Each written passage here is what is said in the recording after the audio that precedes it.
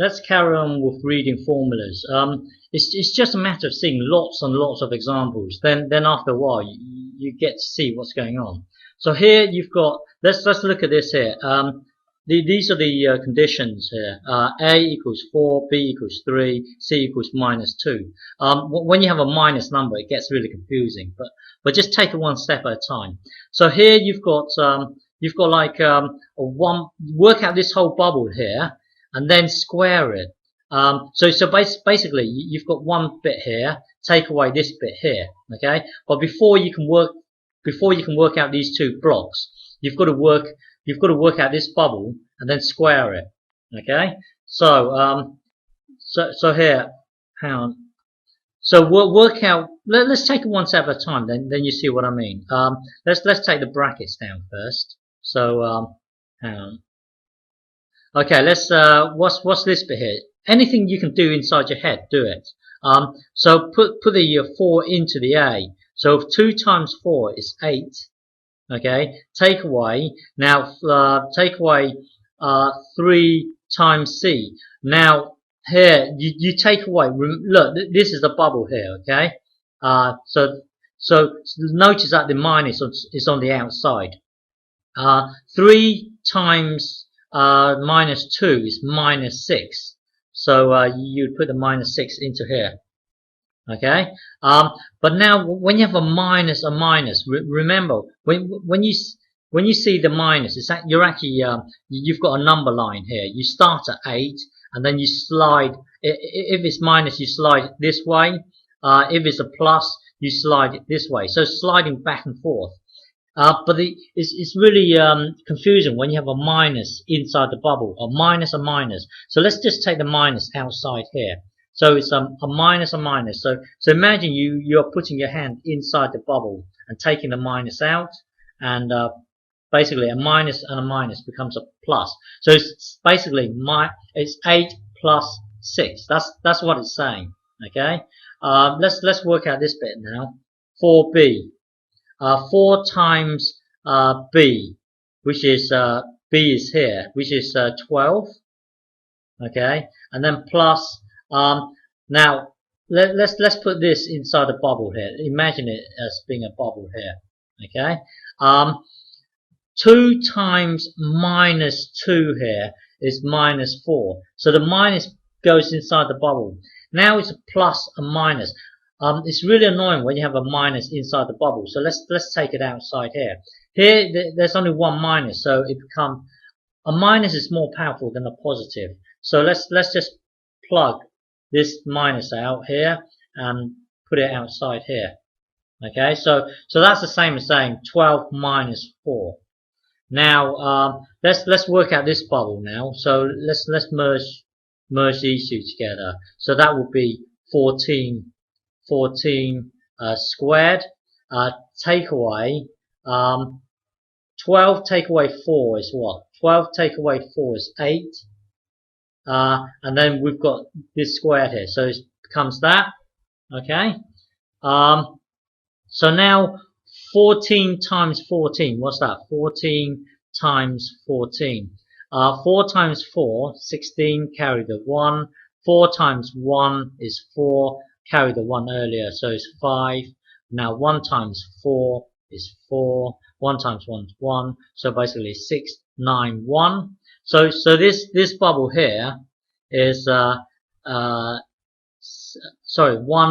9, 6. Well, I don't know what I said earlier. Sorry. Here and then the minus here.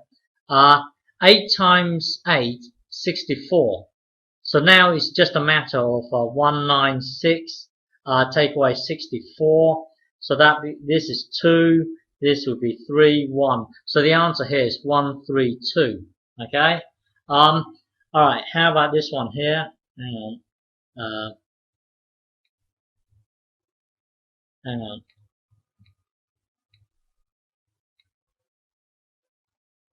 Okay. Okay. This one here. This is a new one now. Now you can visualize this as one. You've got one fraction here. Add this fraction here, and then add this fraction here. Okay, ultimately, later on, we're going to need to get all the denominators to be the same. Then we can merge. For example, let's say 2 over 7 plus plus 3 over 7. These two, in order to add or take away fractions, the two denominators need to be the same. So later on, we've got to get all the denominators to be the same. Okay, you see what I mean later. Okay, let's do this.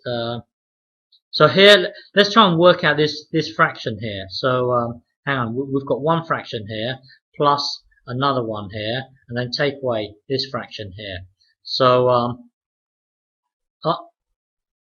this is a 2, 2 here. This is a 4 here. Okay, what we can do inside our head, we try and do it.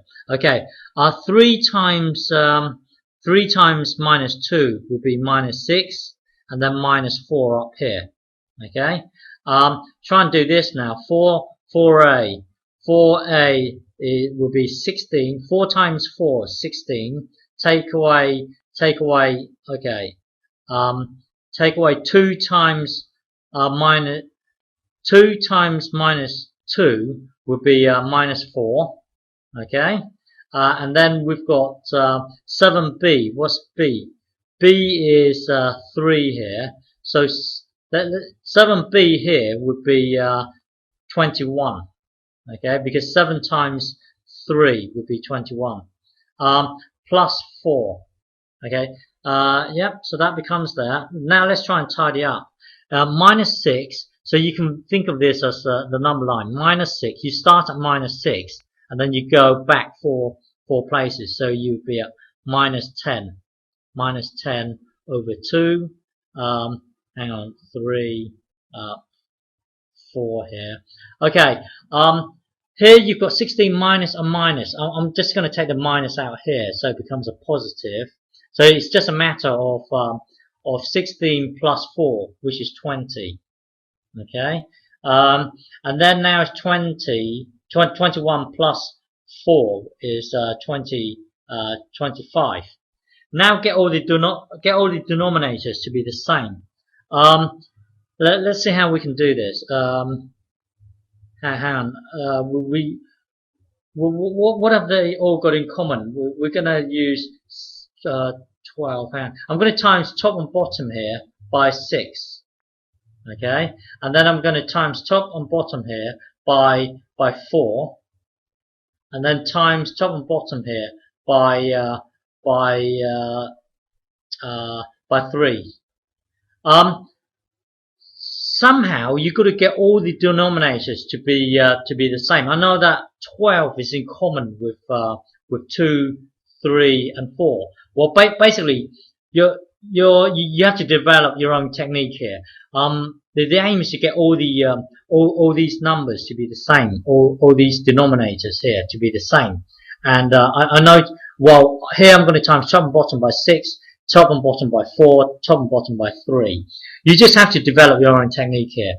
Okay, so here, hang on, let me just put these in first. Okay, minus 10 times 6 would be minus 60.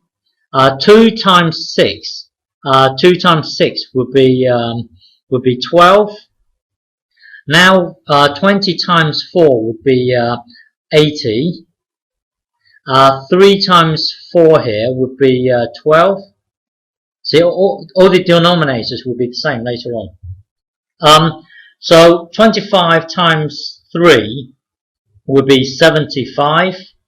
And then 4 times 3 would be 12. See, all the denominators are the same, so I can start doing this now. So this becomes 12 at the bottom, so it's minus 60 plus 80, and then minus 75. Okay, so I'm going to merge these two first. Hang on, I'm going to merge these two first. So that will be 20 minus 75 over 12. So now 20, so you start at 20 here, and you've got to go 75 back. So that would take us back to 50. Hang on. That would take us back to 55 minus 55. Sorry, over 12. Okay, so so the answer is minus 55 over 12. Okay.